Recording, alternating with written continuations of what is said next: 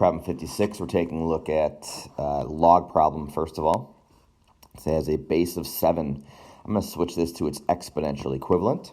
So with a base of 7, it's 7 to the second power equals that right there, the 3x minus 2. Now I can go through and just simplify. 7 squared is 49 equals 3x minus 2.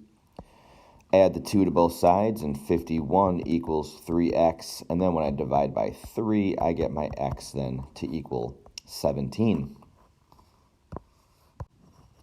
For problem B, I'm going to move the negative 16 squared to the other side first of all to get 2 to the x times 2 to the x minus 2 equals positive 16 squared. These two right here have the same base, so that means I can combine them to be 2, and I can write as one exponent. What you do then is you add the exponents.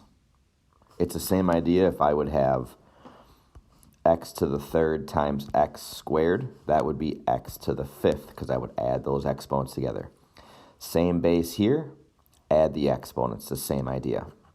So I end up getting 2 to the x plus x minus 2.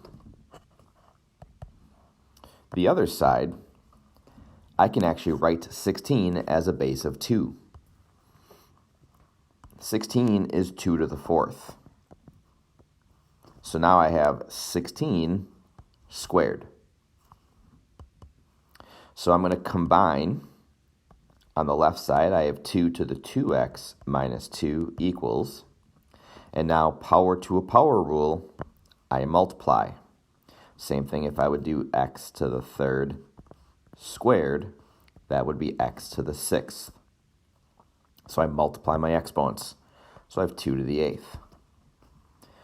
So now with this problem, I have 2 to some exponent equals 2 to some exponent. So same base, that means the exponents have to equal each other. So 2x minus 2 equals 8. 2x is 10, and x is 5. That helps.